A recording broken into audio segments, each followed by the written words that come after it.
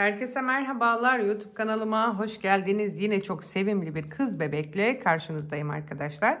Bu videomuzda somuru bebek örüyoruz. Somuru bebeğin tarifi baştan sona kadar bana aittir ve sizle birlikte burada ücretsiz bir şekilde örüyoruz. Kızımı tanıtacağım ama ondan öncesinde YouTube kanalıma abone olmayı unutmayın. Videolarımı beğenip yorum yaparsanız çok sevinirim arkadaşlar. Beni Instagram hesabımdan da takip edebilirsiniz. Orada da ismim Cano Gurumi. Ördüklerinizi beni oradan etiketleyerek paylaşırsanız hem ördüklerinizi görmüş olurum hem de daha çok kişiye erişmiş olurum. Bu tür videoların devam etmesi için kanalıma abonelikleriniz benim için çok önemli. Bunu da söylemiş olayım arkadaşlar. Şimdi kızıma gelecek olursak şöyle kazağında 2'şer adet düğmesi var, giydirilip çıkartılabiliyor. Aynı şekilde eteğini de giydirip çıkarabilirsiniz. Ayakkabıları gövdeyi hazırlarken örüyoruz, ayakkabılarımız çıkmıyor. Aynı şekilde buna da şapka olacak, onu da yine birlikte hazırlıyoruz arkadaşlar.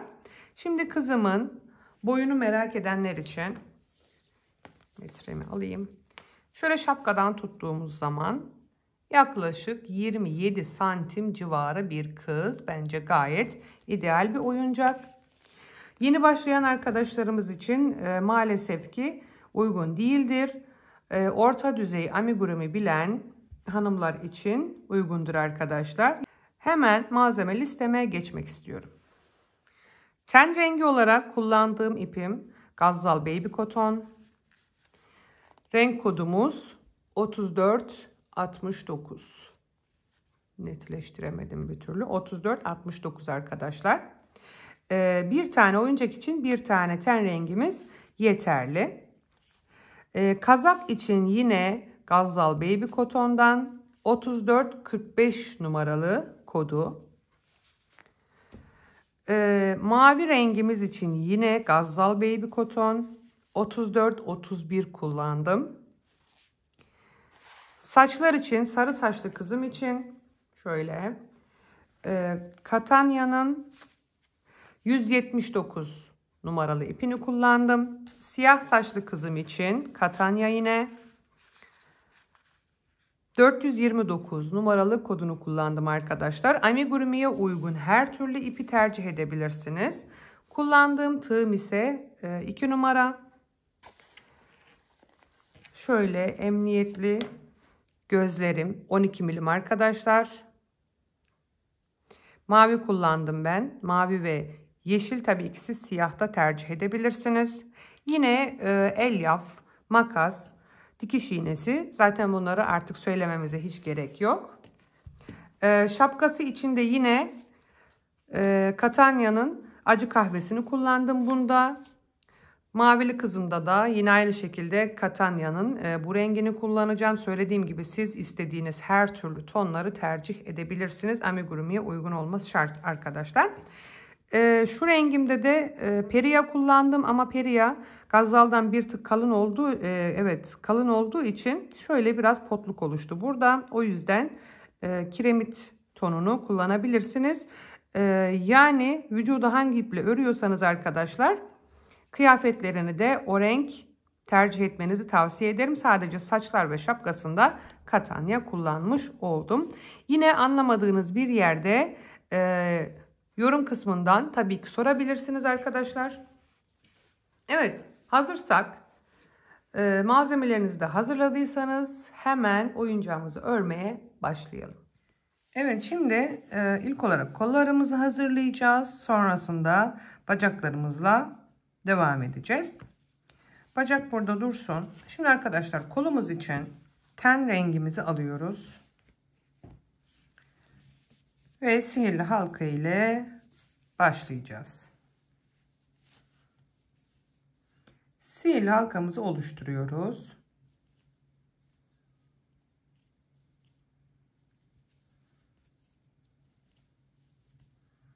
İçerisine 6 adet sık iğne yapacağız. Kameramı biraz uzak tutayım. 1 2 3 4, 5, 6. 6 adet sık iğnemizi ördükten sonra sihirli halkamı kapatıyorum ve ikinci sıramda şöyle hepsine çift batacağız. İsterseniz ilmek belirleyici kullanabilirsiniz. Şimdi ikinci sıramızda hepsine çift batalım ve 12 sık iğneye ulaşalım. 1,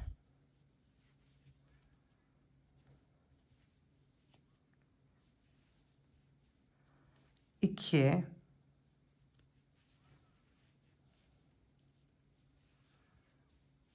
3,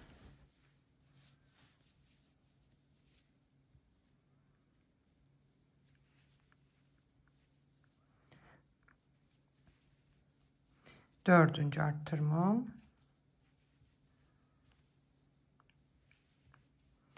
5. arttırmam, 6. arttırmam. Toplamda arkadaşlar 12 adet sık iğneye ulaştım. Hemen bir ilmek belirleyici koyayım. Size de kolaylık olsun. Biraz uzun oldu ipim ama. Şimdi 3. sıramızdayız. 3. sıramızda 5 tek bir arttırma yapacağız. 2, 3, 4, 5. Hemen yanına aynı sık iğne içerisine 2 sık iğne örüyorum ve bir tane arttırmış oluyorum. Şimdi aynı işlemi tekrar ediyoruz ve 12 olan sık iğnemiz 14'e çıkacak. 5 tek bir arttırma, 2 kez tekrar ediyoruz ve 14 sık iğneye ulaşıyoruz. Toplamda 14 sık iğneye ulaştık.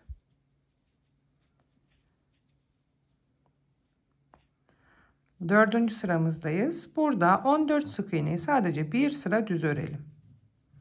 Bir sıra 14 sık iğneyi dördüncü sıramızda düz örüyoruz.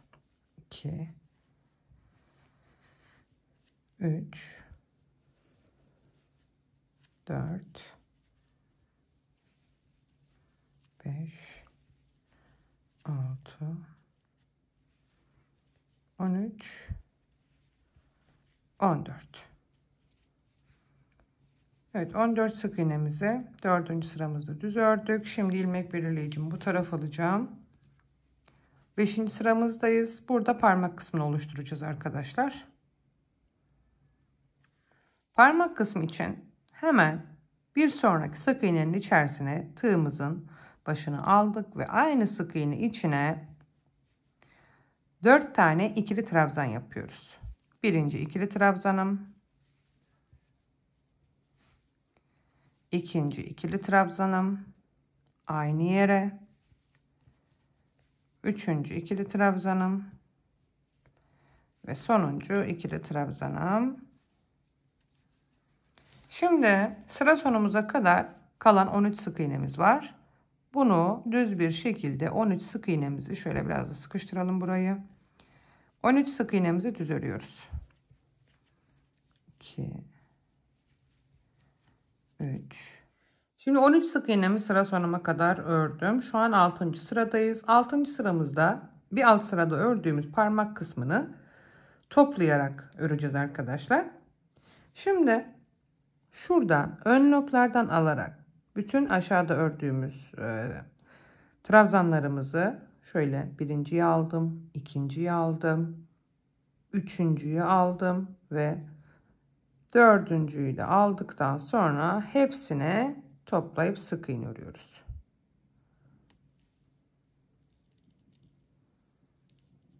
Evet, hepsini topladım ve bir sık iğne de birleştirdim. Şimdi yine 13 sık iğnemiz var. Bu 13 sık iğneyi düz örelim. 12 ve 13. İlmek belirleyicimi bu tarafa alıyorum. Şimdi son bir sıramız eksiltmemiz var arkadaşlar. Eksiltmemizi de öreceğiz. Şimdi burada da 7. sıramızdayız.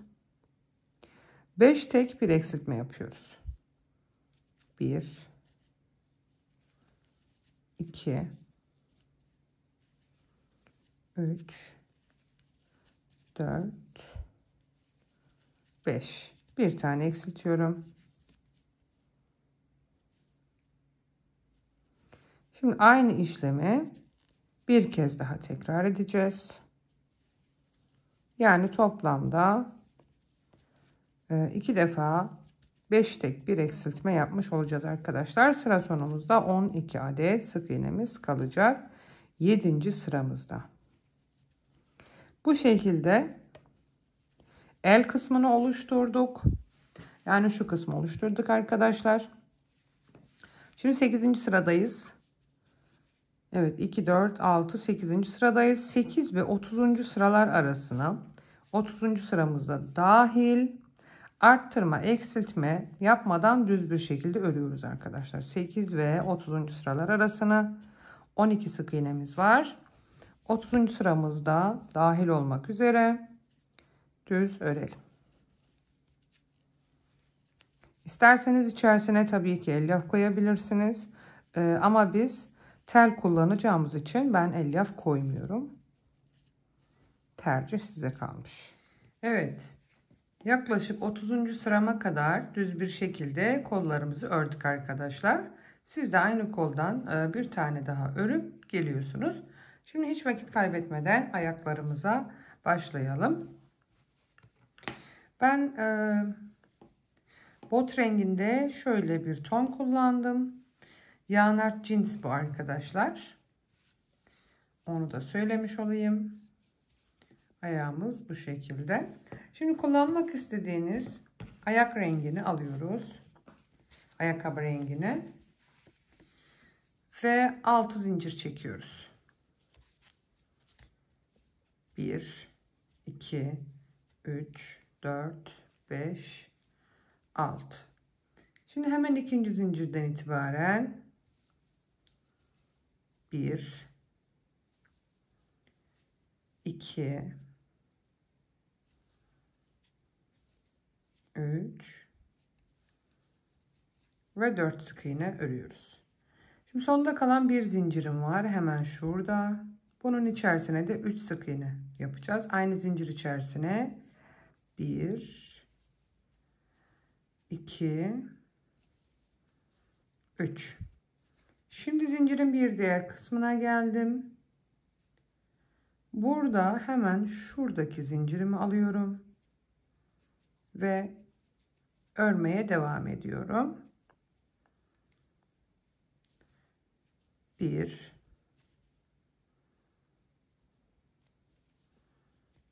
2 ve 3 sık iğne.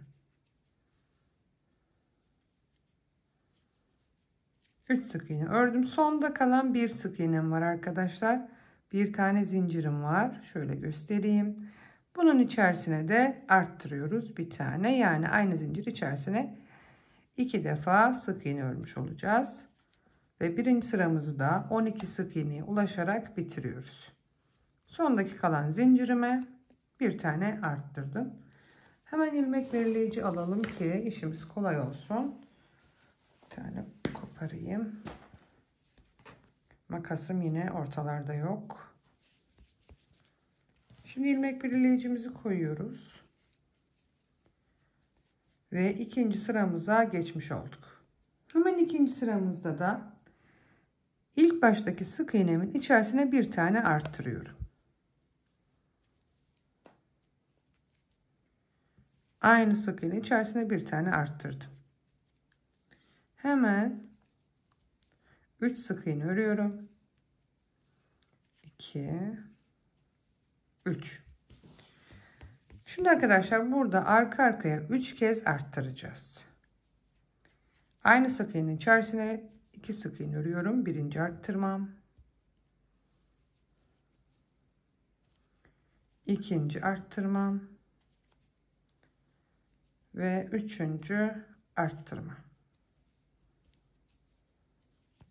3 arttırmadan sonra tekrar 3 sık iğne. 1, 2, 3. Şimdi sonda kalan 2 sık iğnem var. Bakın şu ikisi. Bunun içerisine de arka arkaya 2 defa arttırıyoruz. Birinci arttırma, ikinci arttırma. Evet, ikinci sıramızda bu şekilde bitirdik. 12 olan sık iğnemiz 18'e çıktı. Şimdi ilmek belirleyicimi bu tarafa almaya çalışıyorum. Ve üçüncü sıramıza geçmiş olduk. Üçüncü sıramızda bir tek bir arttırma yapıyoruz. Bir tek ördüm. Bir tane arttırıyorum. Bir tek bir arttırmadan sonra 3 sık iğne. 1 2 3. Şimdi burada arka arkaya 3 kez bir tek bir arttırma yapıyoruz. Bir tane tek örüyorum. Bir tane arttırıyorum. Bir tane tek örüyorum. Bir tane arttırıyorum.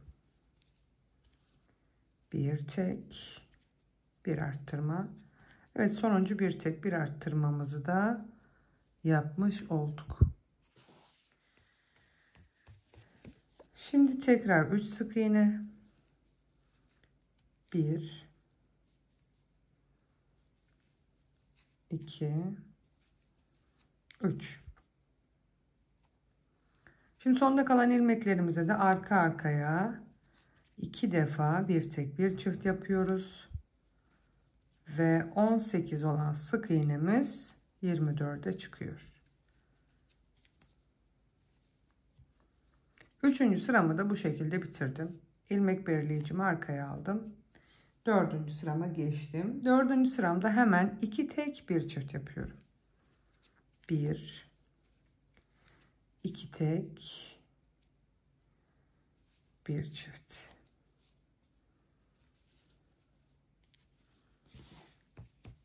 İki tek bir çiftten sonra tekrar 3 sık iğne. 1 2 3. Yine arttırma kısımlarıma geldim. Arka arkaya 3 kez 2 tek bir çift yapalım.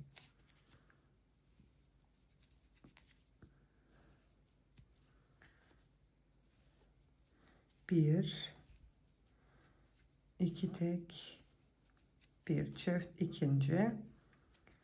Şimdi üçüncü, bir, iki tek bir çift.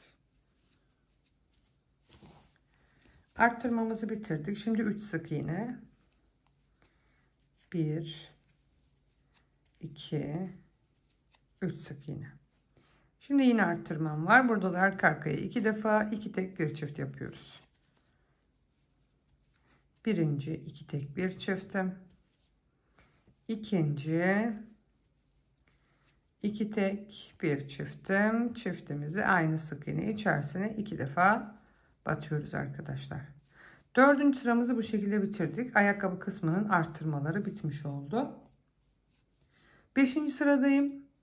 Burada arkadaşlar sadece arka ilmeklerden alarak, bakın şu şekilde arka ilmeklerden alarak 30 sık iğnemiz var bu arada. 30 sık iğnemizi sıra sonumuza kadar düz örelim. Sadece arka ilmeklerimizden alıyoruz ve 30 sık iğnemizi düz örüyoruz. Şimdi 6. sıradayız. Bakın arka ilmeklerden alarak bu şekilde 5. sıramı bitirdim. 6. sırada 6, 7, 8 ve 9. sıramızı toplamda 4 sırayı arkadaşlar arttırma, eksiltme yapmadan 30 sık iğnemizi düz örelim. Toplamda 4 sıra arttırma, eksiltme yapmadan düz örüyoruz.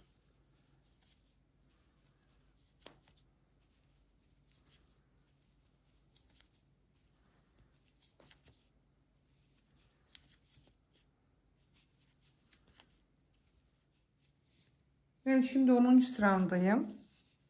Tam şu anda sıra başımdayım. İlmek belirleyicimi buraya alayım. Şimdi 10. sıramızda 7 sık iğne yapıyoruz. 1 2 3 4, 5, 6, 7. Burada arka arkaya 6 kez eksilteceğim. Ön loblardan alarak bakın bu şekilde 6 kez eksiltiyoruz. 1, 2, 3, 4, 5, 6. Evet, eksiltmeleri bitirdik. Şimdi sıra sonumuza kadar 11 sık iğnemizi düz örelim. 2, 3, 4, 5, 6. 11. sıramızda tekrardan 7 sık iğne. 1, 2, 3, 4, 5, 6, 7. Şimdi burada da arka arkaya 3 kez eksiltme yapacağız. Ondan sonra da ayak tabanımızı koyacağız arkadaşlar. Bu sıradan sonra. Şimdi arka arkaya 3 kez eksiltmemizi yapalım. Birinci, ikinci ve üçüncü. Şimdi sıra sonumuza kadar olan 9 sık iğnemizi düz örelim. 3,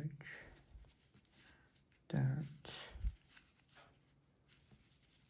5, 6, 7, 8, 9.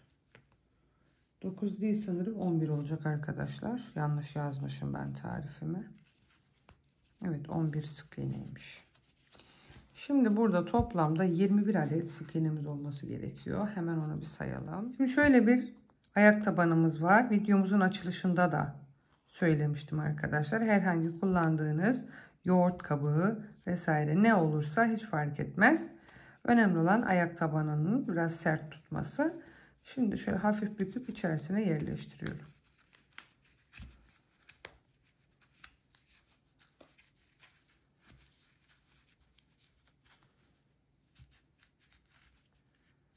Evet. Güzel oldu. Şimdi son eksiltme sıramızı da yapalım.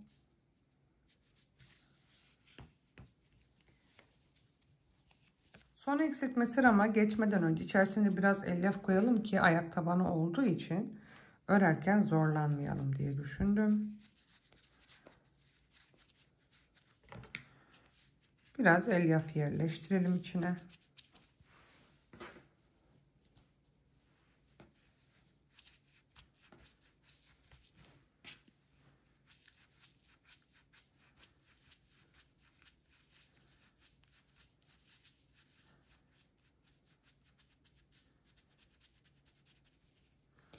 Şimdi arkadaşlar tarifimi o kısma eklememişim ama az önce 11 sık iğne örmüştük. 11 sık iğne değilmiş. Tarifime yazdığım gibiymiş. Şimdi bu ördüğümüz son 2 sık iğneyi tekrar açıyoruz. Şimdi sebebini de söyleyeceğim size. Bakın şu an ayakkabının tam orta kısmındayım arkadaşlar. Çünkü şuradaki arttırma kısımları tam arkada olması için buradaki 2 sık iğne tekrar açıyorum ve ilmek belirleyicimi çıkarıyorum. Çünkü benim sıra başım artık burası. Onu da belirtmiş olayım. Şimdi ayakkabıda, yani şuradaki çorap kısmında kullanmak istediğiniz tonunuzu alıyorsunuz. Benim kullandığım şöyle koyu bir gri. Siz istediğiniz renginizi alıyorsunuz. Ve burada renk değiştireceğim. Son yaptığım hamleyi çıkarıyorum. Ve koyu gri'me geçiş yapıyorum. Artı arkadaşlar burada bir de arka ilmeklerden alarak öreceğiz ki ayakkabımızın şu kısmını oluşturabilmemiz için. Şimdi arka ilmeklerden alarak 7 sık iğne örüyorum. 1 2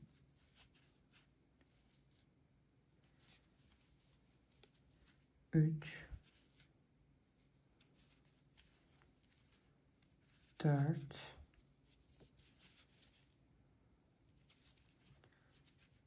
5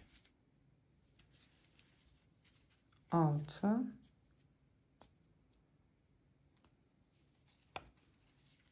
7. Burada da arka arkaya 3 kez eksiltiyoruz. Bakın eksiltmelerimiz de bu şekilde olacak. Yine arka ilmeklerden alıyorum. Artı bir de şuradakini almaya çalışıyorum. Benim arka ilmeklerden alarak eksiltme şeklim bu şekilde. Hemen bir tane eksiltiyorum. Şimdi ikinci eksiltmem. Arkadan alıyorum. Ve yandan alıyorum. İkinci eksiltmem. Şimdi sonuncu burada ve burada.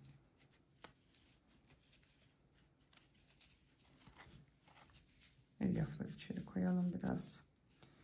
Şimdi sıra sonumuza kadar 7 sık iğnemizi düz örüyoruz.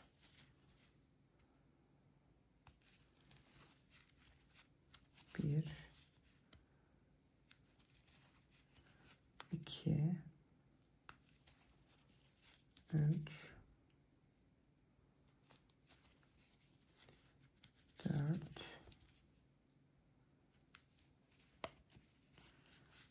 beş, 7 değil arkadaşlar, 8 sık iğne.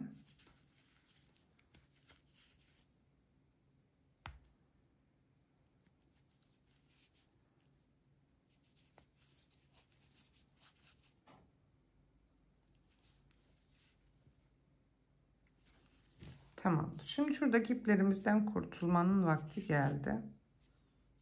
Bunları sıkıca bağlayalım.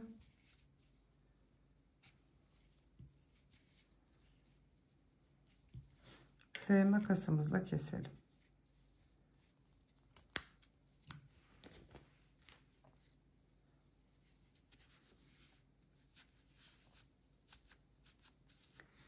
Evet, şimdi kullanmak istediğimiz bir diğer tonumuzu alıyoruz.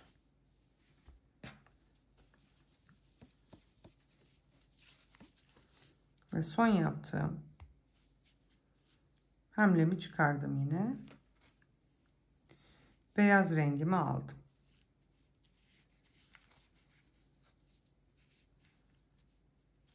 Şimdi arkadaşlar her iki ilmekten alarak öreceğim. Arttırma, eksiltme yapmadan. Şu an 13. sıradayım. Toplamda 18 adet sık iğnemiz var. Arttırma, eksiltme yapmadan 18 sık iğnemizi sıra sonuna kadar düz örelim. İnşallah ayak kısmı, ayakkabı kısmı anlaşılır olmuştur.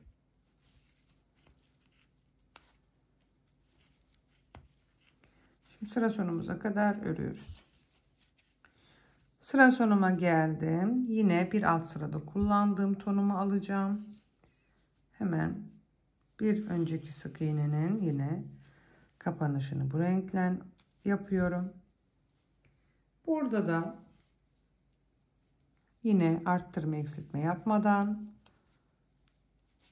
koyu grimle devam ediyorum. Şimdi 15. sıradayım ve sıra sonuna geldim. Burada beyaz rengimizi alıyoruz.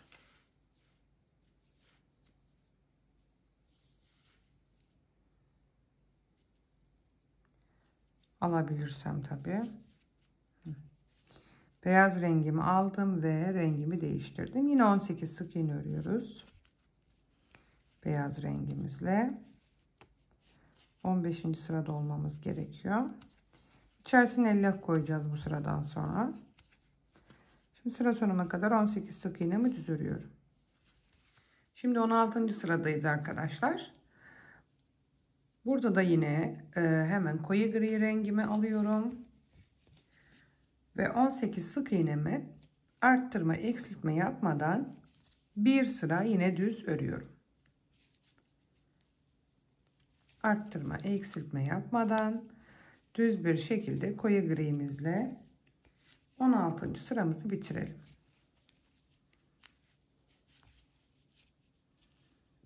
Sıra sonuma geldim. Son sık iğnemi de örüp renk değiştiriyorum. Şimdi burada arkadaşlar 17. sıradayız. 17. sıramızda artık arttırmalarımıza başlayacağız. Önce de söylediğim gibi arttırmalarımızın tam şöyle arka kısımda olmasına dikkat ediyoruz. Evet, benimki şöyle tam arka kısma denk geliyor. Şimdi 17. sıramızda ilk başta bir tane arttırıyoruz ama arttırmadan önce ilmek belirleyici alalım.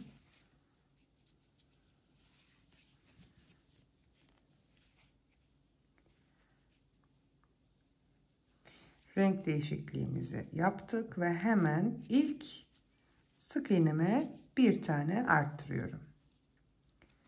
Ve 17 sık iğnemi sıra sonuna kadar beyaz rengimle düz öreceğim. Sıra sonunda 19 sık iğnemiz olmuş olacak. Şimdi 17 sık iğnemizi düz örelim.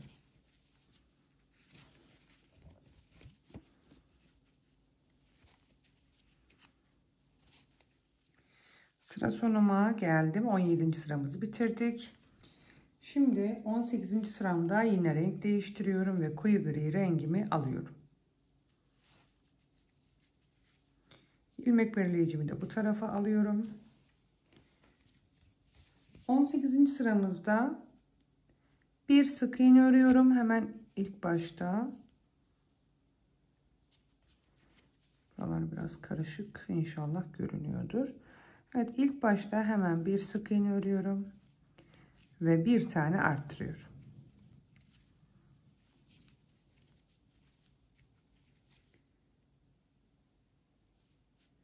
Evet, bir sık iğne, bir arttırma.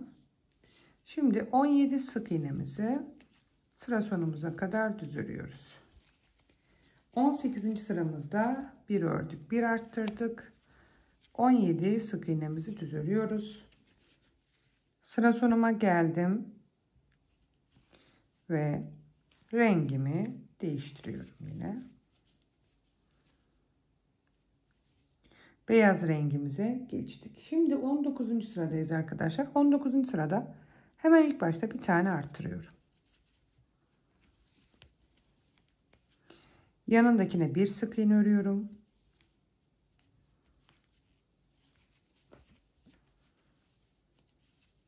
Yan taraftakine de bir tane arttırıyorum. Yani bir arttırma, bir sık iğne, bir arttırma yapmış olduk. Şimdi sıra sonuna kadar 17 sık iğnemiz var. 17 sık iğnemizi düz örelim. Toplamda 22 adet sık iğnemiz olmuş olacak burada.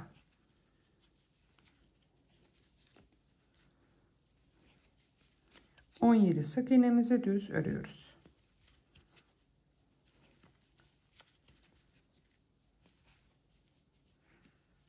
...19. sıramızda bu şekilde bitirdik. Şimdi 20. sıramızdayız. Koyu gri rengimi alıyorum. 20. sıramızda arttırma eksiltme yapmadan 22 sık iğneyi düz örelim. Arttırma eksiltme yapmadan 22 sık iğnemizi düz örüyoruz.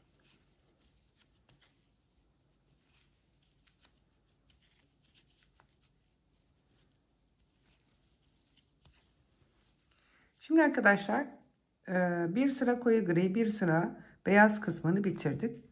Yani şu kısmı bitirmiş olduk arkadaşlar. Geri kalanımızı ten rengimizle öreceğiz. O yüzden bu sırada renk değişimimizi yapacağız. Şimdi 20. sıradaki son sık iğnemi açıyorum tekrar. Ve ten rengimi alıyorum.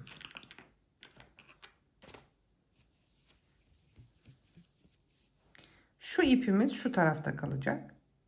kendimizin tarafında, yani şöyle değil arkadaşlar, içeride değil, bu tarafa bırakıyoruz ve ten rengimize geçiş yapıyoruz.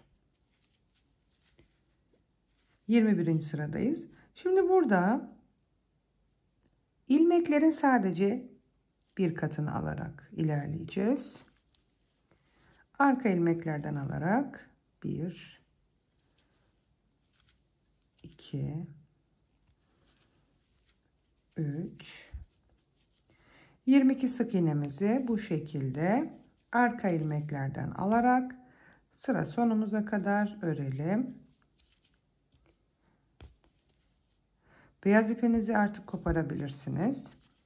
İçerisine her 3-4 sırada bir elyaf doldurmayı unutmuyorsunuz. Evet, sıra sonumuza kadar düz örelim.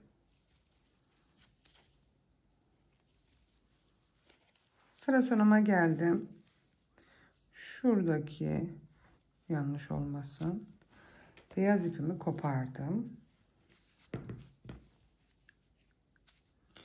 Ten rengimizden kalan ipimizle her iki ucu birbirine bağlayalım ki sağlam olsun. Bunu da içeri veririz elyafla birlikte. Evet.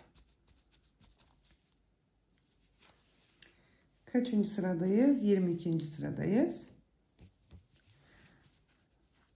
22 ve 26. sıralar arasını 5 sıra olması gerekiyor arkadaşlar. 26. sıramızda dahil. Arttırma, eksiltme yapmadan ten rengimizle düz örüyoruz.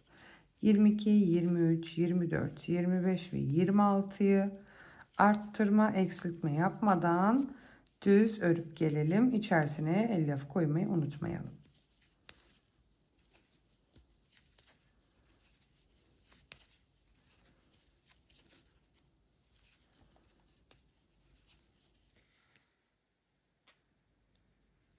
...26. sıramıza kadar düz ördük arkadaşlar. Şimdi burada yine ilmek belirleyicimi takacağım. İçerisine elyafımı da sıkı bir şekilde doldurdum. Şimdi burada eksiltmelerimize başlayacağız. 27. sıramdayım. 27. sıramızda bir sık iğne örüyorum.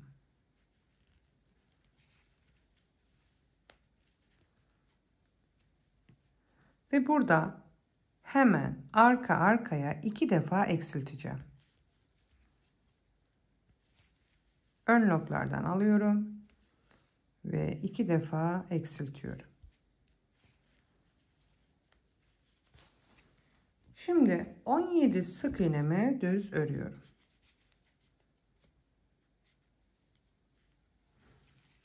Sıra sonumuza kadar kalan sık iğnelerimizi düz örüyoruz. Toplamda 22 olan sık iğnem 20'ye düşmüş olacak. 28. sıramızdayız. Toplamda 20 adet sık iğnemiz var. Burada da hemen bir sık iğne örüyorum.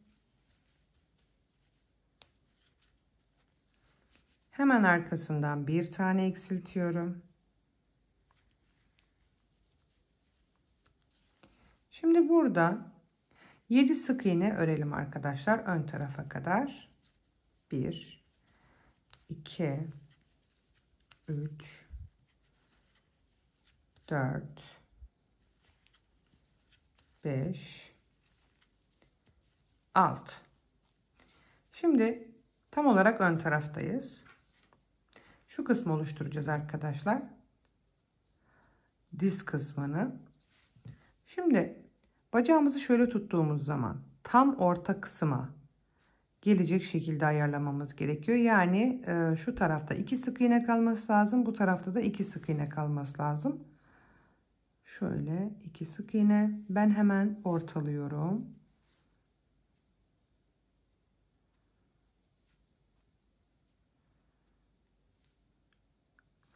Şimdi benim 8 sık iğne örmem gerekiyor arkadaşlar.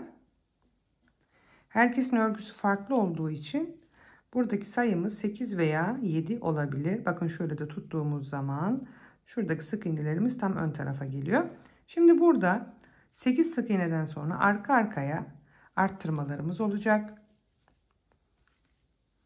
Diz arttırmaları arkadaşlar. Birinci arttırmam. İkinci arttırmam. Üçüncü arttırmam. Dördüncü arttırma. Evet. Diz kısmını oluşturmuş olduk. Şimdi sıra sonumuza kadar kalan 6 sık iğnemizi düz örelim.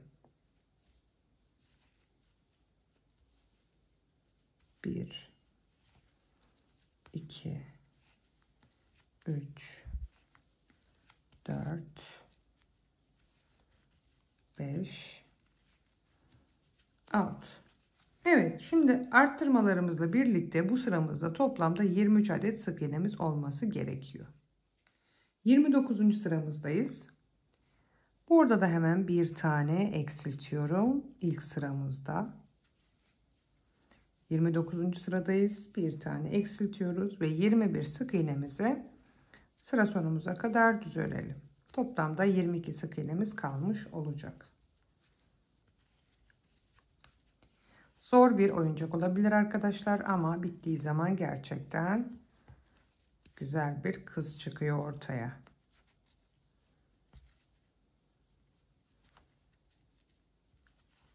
Zor kısmını atlattık diye düşünüyorum.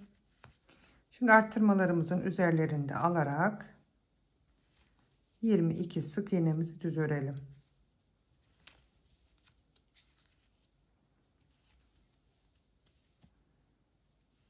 Sıra sonuma geldim. Şimdi 30. sıramdayım. İlmek birleyicimi ön tarafa alıyorum. Şimdi burada bir 10 sık iğne örelim. 1 2 3 4 5 6 7 8 9 10. Şimdi arkadaşlar şu kısımda arttırmıştık. Aşağıda ben 8 sık iğne örmüştüm. O yüzden burayı evet bir sayı farkımız değişmiyor. Yani bakın arkadaşlar şurada birinci, ikinci, üçüncü ve dördüncü arttırmalarımız var. Birinci arttırmayı da düz örüyoruz. 2 ve 3'ün üzerlerini eksilteceğiz arkadaşlar. Yani 10 sık iğne burada bende tam geliyor. Şimdi alttaki 2 ve 3. arttırmaları eksilteceğiz. 10 sık iğneden sonra 2 tane eksiltme yapmış olacağız.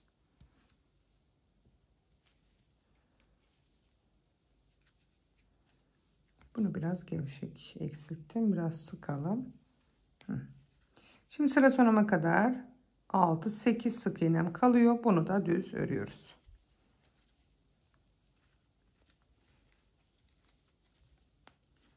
...22 olan sık iğnelerimizi 20'ye düşürmüş olduk.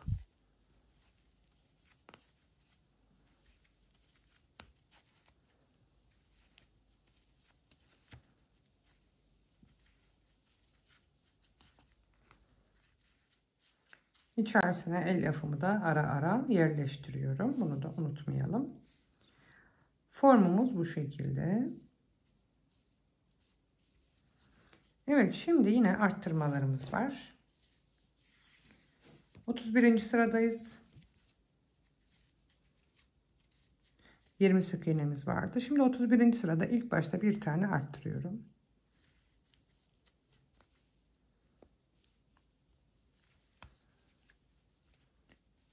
Bir arttırdıktan sonra sıra sonuna kadar 19 sık iğnemiz kalıyor. 19 sık iğnemizi düz örelim.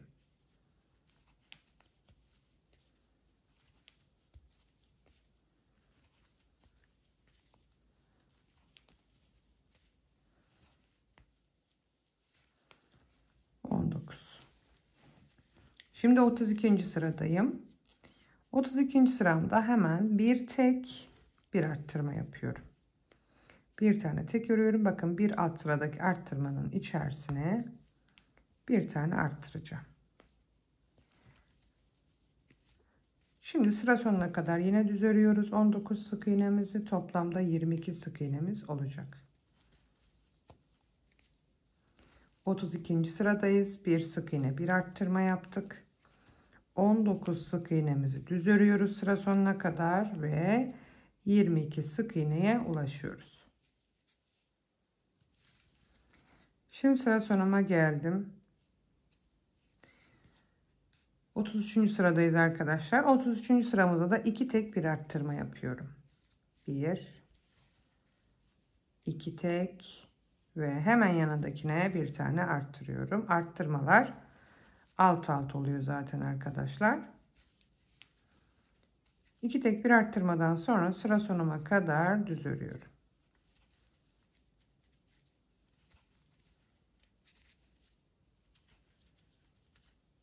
...19 sık iğnemiz düz örüyoruz. Sıra sonunda 23 sık iğneye ulaşıyoruz.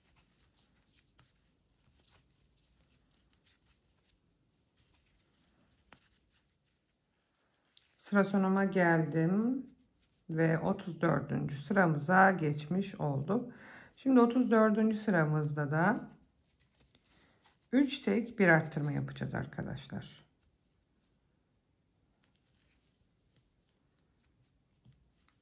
1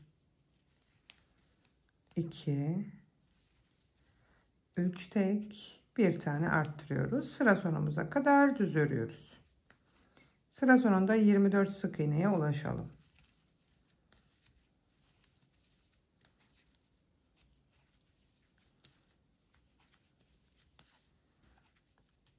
...35. sıradayız. Son arttırma sıramızdayız. 35. sıramızda da 1 2 3 4 sık iğne örüyorum ve bir tane arttırıyorum. Sıra sonuma kadar 19 sık iğnemi düz öreceğim ve 25 sık iğne ile 35. sıramızı bitirmiş olacağız. Evet, arttırmalarımızı da bitirdik. Şimdi sıra sonuna kadar düz örelim. Biraz elyaf yerleştirelim.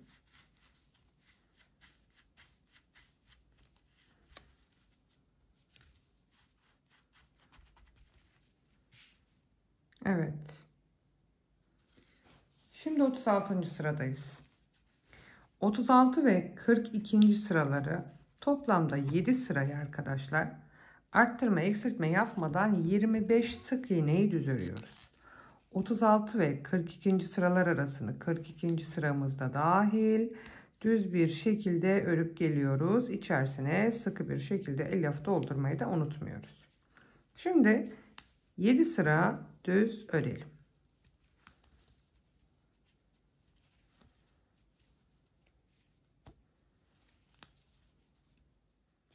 Yedi sıramızı düz bir şekilde ördük arkadaşlar. Şimdi şuradaki ilmek belirleyicimizi çıkarıyoruz. İçerisine elyaflarımı yeteri kadar doldurdum. Şimdi sıra sonumuz tam olarak burası ama short rengi kullanacağımız için arka tarafa kadar, yani şu orta kısma kadar düz bir şekilde örmek istiyorum. 1 2 3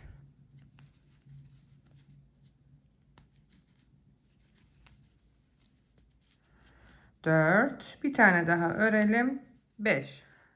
Evet, şu son yaptığım sık iğnenin hamlesini açtım arkadaşlar tekrar ve şimdi beyaz rengimi alıyorum ama şu kısmı şöyle fazlaca bırakalım ki fırfırları oluşturmak için, ip kırığımız olmasın diye yarım metre kadar fazla kendimize doğru bırakıyoruz.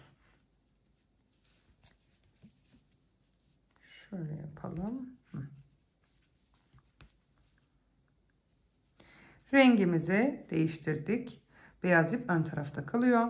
Şimdi arka ilmeklerden alarak öreceğiz yine. 25 sık iğnemiz vardı. 25 sık iğneyi arka ilmeklerden alarak sıra sonumuza kadar ilerliyoruz.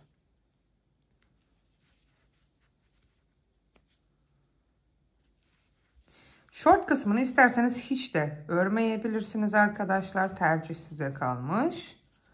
Ama ben short'u seviyorum. Evet, şimdi sıra sonumuza kadar örelim. Evet, arka ilmeklerden alarak sadece bir sıramı düz bir şekilde ördüm. Şimdi arkadaşlar sizin şu anki ördüğünüz sol bacak oluyor. Şimdi sol bacakta bu sıradan sonra bakın şura benim sıra başım. Şöyle tığımla göstereyim. Şura benim sıra başım arkadaşlar. Şimdi 18 ya da 17 sık iğne şu tarafa kadar düz bir şekilde örüyorsunuz. Yan tarafta ipinizi koparıyorsunuz. Sol bacakta 18 ya da 17, yine siz söylediğim gibi herkesin örgüsü farklı olabilir. Kendinize göre burayı ayarlayabilirsiniz. Tam orta kısımda arkadaşlar 18 sık iğne ördükten sonra ipinizi koparıyorsunuz. Sol bacakta ve bir kenara koyuyorsunuz. İkinci ördüğümüzde sağ bacak oluyor. Burada da arka ilmeklerden alarak 25 sık iğne ördükten sonra tekrar arttırma eksiltme yapmadan bir sıra daha örüyoruz. 25 sık iğnemizi arttırma eksiltme yapmadan tekrardan bir sıra örüyoruz arkadaşlar. Yani sağ bacak sol bacak olayı var. Birleştirirken birisi kısa birisi uzun olabiliyor. Eğer bu talimatlara uymazsak onu da söylemiş olayım. Şimdi sıra sonumuza kadar tekrardan düz örüp geliyoruz.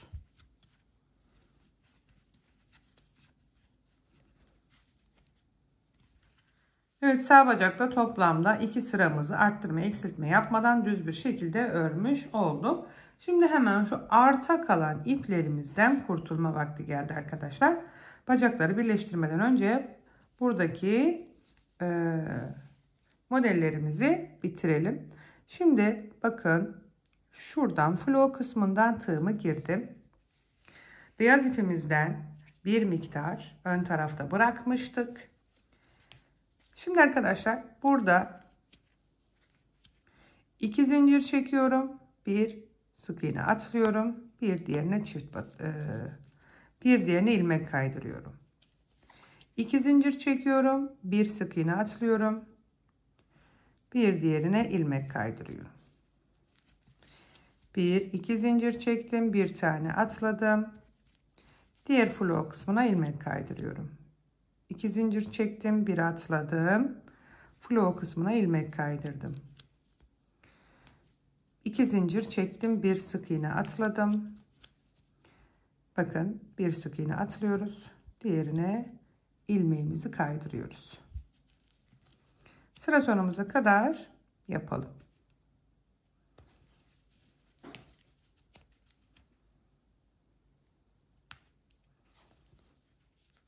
Şimdi sıra sonuma geldim. Hemen ilk baştaki flow'un içerisine battım.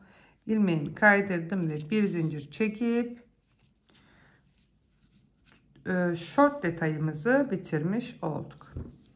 Şimdi buradan arta kalan ipimi içeri alacağım.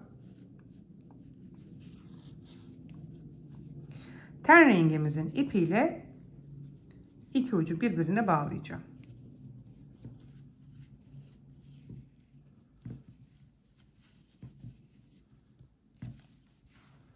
Şimdi her iki ipten de kurtulalım. Tamamdır. Şimdi şu kısma aynı şekilde flow kısmına giriyorum. Burada bir zincir çekiyorum. Burada da arkadaşlar bütün flow ilmeklerine ilmek kaydırma yapacağız. Burada biraz zorlanabilirsiniz. Şöyle ilmeklerimizi kaydırarak ilerlemeye çalışacağız.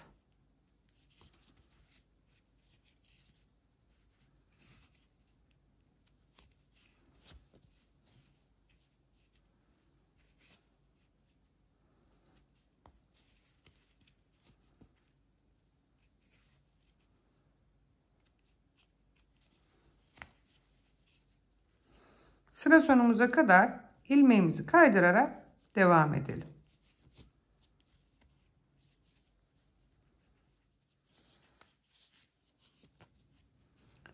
Evet, zar zor sıra sonuma geldim. Bir zincir çektim. İpimi koparacağım.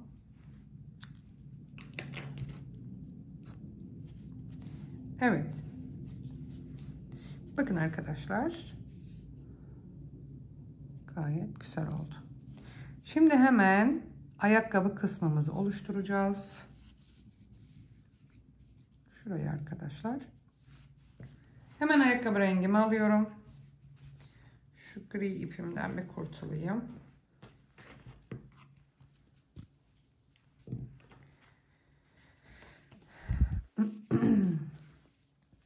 Şimdi hemen ayakkabı rengimle bir tane zincir çekiyorum. Ayakkabımızı elimize aldığımız zaman, bakın şurası bizim sıra sonumuz arkadaşlar. 2 1 2 3 4 5 6 7 8.'ye flo kısmına tığımı girdim. İpimi içeri alıyorum ve örmeye başlayacağım.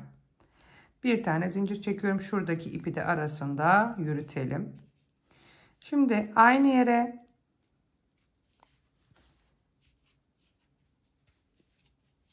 bir, yanındakinden örmeye devam ediyoruz. 2, 3 sık iğne ördüm. Normal bir şekilde 3 sık iğne ördüm. Hemen onun yanındakine bir tane arttıracağım. Aynı flo ilmeğine çift batacağım. Aynı işlemi bir kez daha tekrar ediyoruz. 1 2 3 sık iğne. Şimdi şu ipten de kurtulabilirim.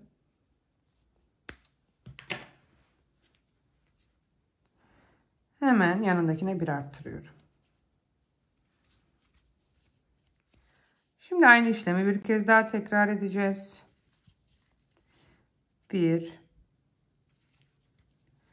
2 3 sık iğne örüyorum. Bir tane arttırıyorum.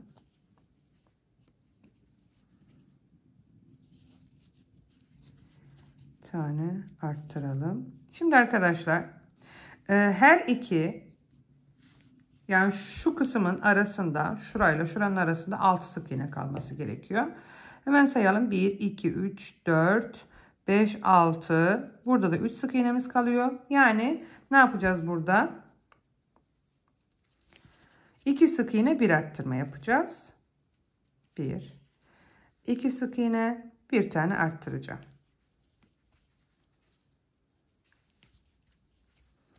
Evet. Bakın ayakkabı kısmını tam ortalamış olduk. Şimdi burada bir zincir çekiyorum. Ve döndüm. Örgümüzü çevirdikten sonra, bir zincirle çevirdikten sonra toplamda 2 sırayı düz örüp gelelim.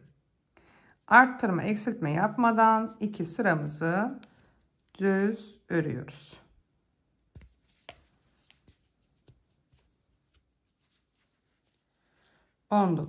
Toplamda 19 sık iğnemizi 2 sıra düz ördük.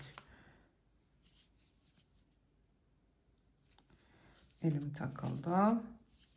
Bir tane zincir çektikten sonra ipimizi koparalım.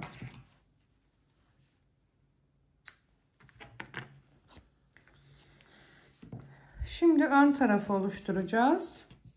Burada da yine bir zincir çekiyorum.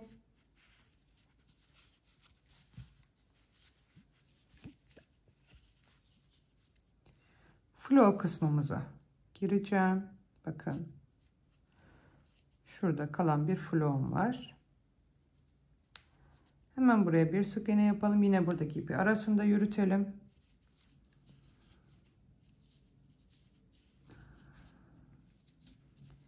Bir,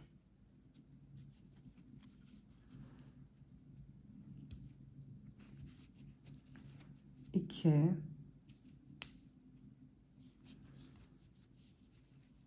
3,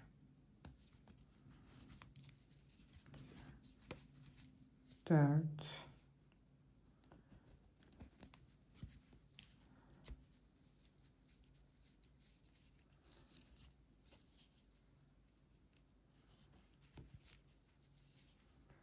5. Görünüyor mu arkadaşlar? Bilemiyorum.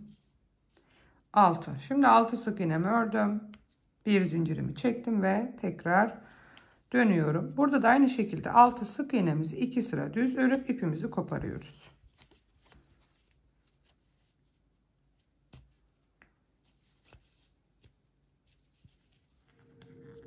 İpimi koparıyorum. İğneyle onları saklayacağız şimdi.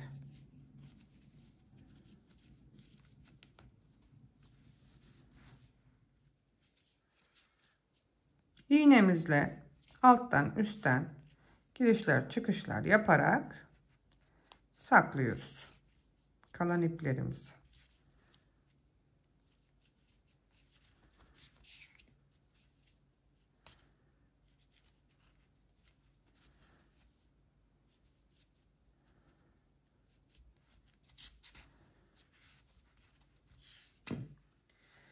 Evet, iplerimizi sakladıktan sonra arkadaşlar etekte kullanmak istediğimiz tonumuzu alıyoruz ve ayakkabı bağcığını oluşturacağız.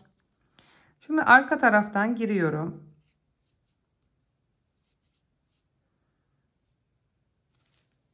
Bakalım.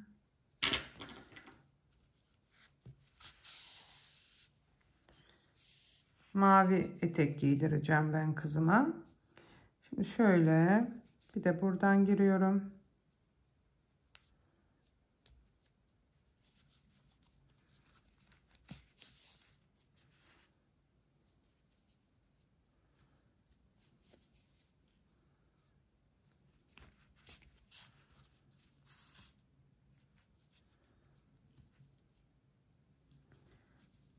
Şuradan girelim. Şu kısım iğnemizin altında kalacak ipimizin.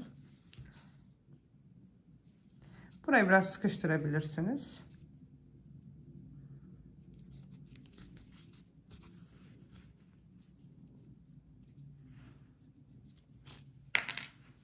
Ups.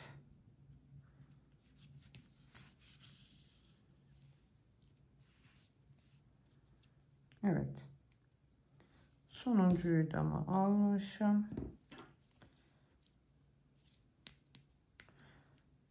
Onu almasak da olur.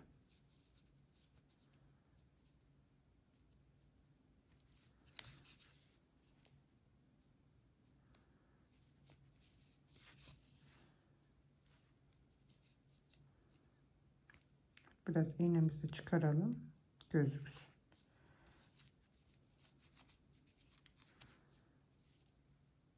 Evet kızlar, bakın.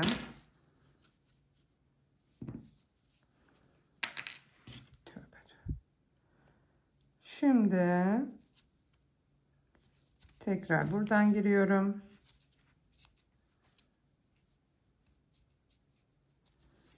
Artık ipimizi saklayabiliriz.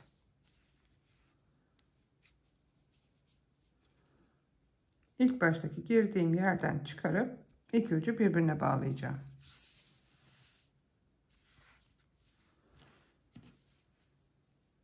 Siz de arkadaşlar her iki bacağı bu şekilde örüp geliyorsunuz. Zor kısmı bitirdik. Gerçekten zor ve de meşakkatli bir kız.